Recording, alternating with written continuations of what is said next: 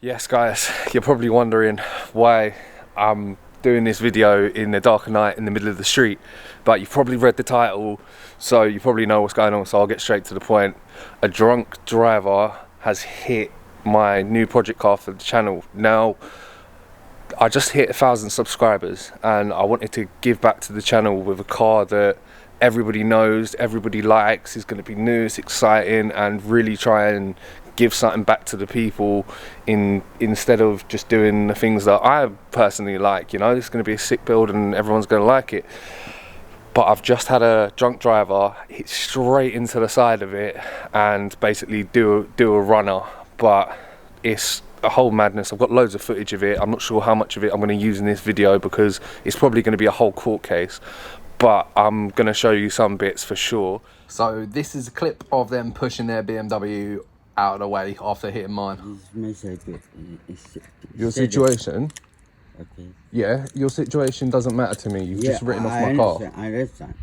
The problem that I have at the moment is he's drunk and he's hit my car. You can manage, but you can leave it. You know the problem. You don't want to mention for the alcohol or anything? Not mention for the alcohol. Sorry, mate. The dude could have killed someone. Why not? No, that's just incident. Yeah, you give the chances. That don't work for me. His life is gone. His life is gone. You know. So in my view, he should have thought about that before he got in the car. Now, did I make the right decision here? Did I not make the right decision here? Should I have just let him go without calling the police?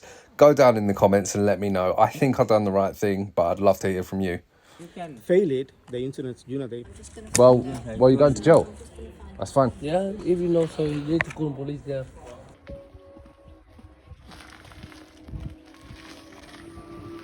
Are you going to hit me? Are you going to hit me? Are you going to hit me? The police are coming because he's drunk. And that's it. Are you going to hit me? Sorry, excuse me. Sorry, can I get some help out here, please?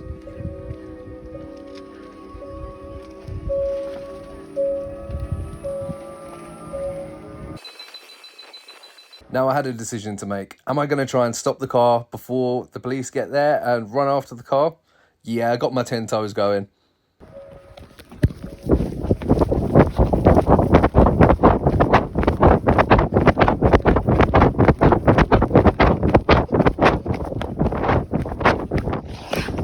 Have a listen to this sound of the car going past me. Now, this sound isn't edited. This is exactly what it sounds like on the original. Look at that. Look at that. So this is the car that hit mine. Obviously it's a BMW, and obviously, you know what I'm about to say, he didn't use his indicators. So his wheels definitely buckled. He definitely done that. And at least I've got his number plate.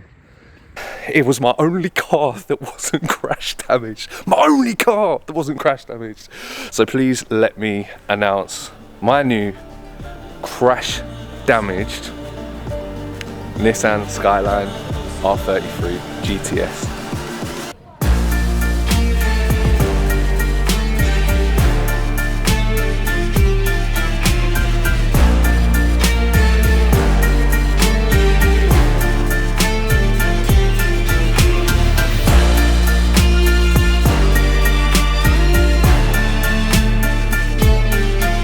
So it is the next day.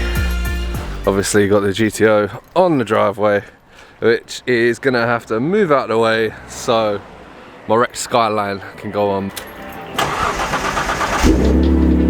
So with the GTO out of the way, it was time to remove that side skirt because it was broken off anyway, and to reverse the car away from the other car it hit.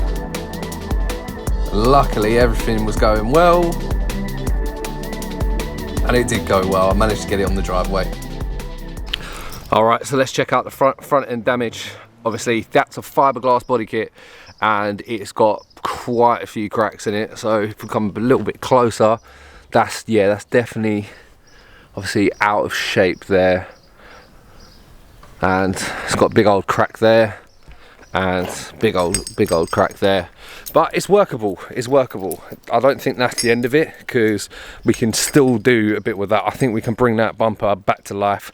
That's not a huge problem. Obviously we know about the rear axle, and I mean, to look at all this rust, so this is definitely going to be the little bit of a teardown and a rust inspection video, so let's go. So I loosened up the lug nuts, jacked up the car, which was sketchy, and removed the wheel. So it is an understatement to say this car needs a lot of work, because it needs a hell of a load of work. So let's have a look at what's going on over here. I mean, I'm pretty sure there's supposed to be metal there, and I'm not sure how far up that rust goes, but that will need to be addressed. I mean, you can see it all the way up here. So this isn't going to be a 5-minute build. This is going to take a little while, but let's have a look at, see what we've got going on here. That brake disc is shot to pieces. I'm actually quite glad this has happened. I would have inspected anyway, but this is not a safe car to drive. So I'm glad it's going to be coming off the road and getting well for a nice full restoration. So this control arm here, sure if you can see there, but that's like completely snapped off. Great. This one here, that doesn't appear to be the way it's supposed to be. That's definitely chewed or slapped. And yeah, same with here. The only good thing is the max speeding rods. We love a max speeding rod on this channel, don't we? Seems to be okay. That doesn't seem bent or anything, but we won't actually know until we actually get it off. But I'm going to play around with this for a minute and see where we go next with this. All right, so screwdriver of truth. Oh my god, look. Oh, that is finished.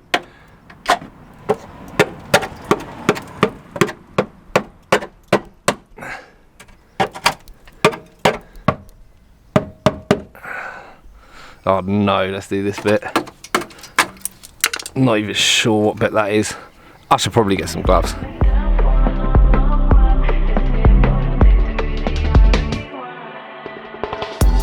So we got the man himself come to save the day.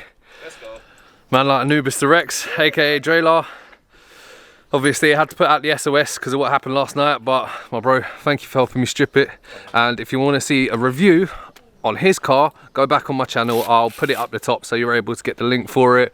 But yeah, let's get it cracking. Been through the wars, used to look better than that, but cars are built for driving, aren't they? Hey. So after South London's finest wing, it was time to get on to removing the wing off of the R33. And a lot of bolts snapped, I'll tell you that, all 10 mils.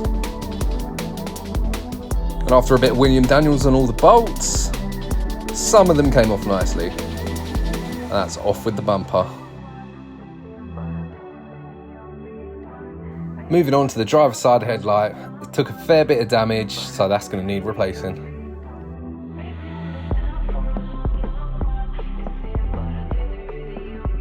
Alright, so progress report. This is obviously going to need replacing, but I think this is just tack welded on or spot welded down the sides. I'm going to have to do some... Excuse me? Yeah, I'm gonna have to like tack weld that back on and find this actual piece to replace this whole piece, because I mean, come on, like I can get a finger through that. That's terrible. Crash bar, we have a broken stud or broken bolt there.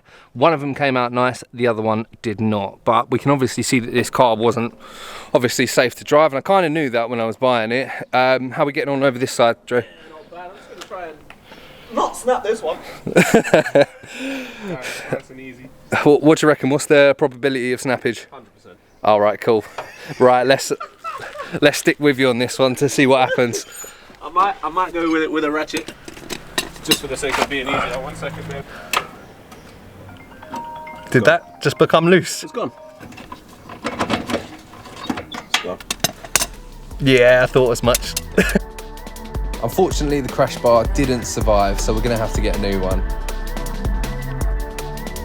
But the passenger headlight did survive. Off with the side skirt, and we start working on the rear bumper. Taking off the garnish to get to the clips. A couple of bolts in the boot.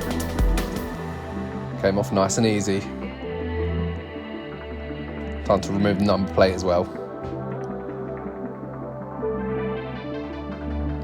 And now we strip the boot just to have a look on the inside, see what the damage is. Trusty rubber mallet, got it back to as good as I could.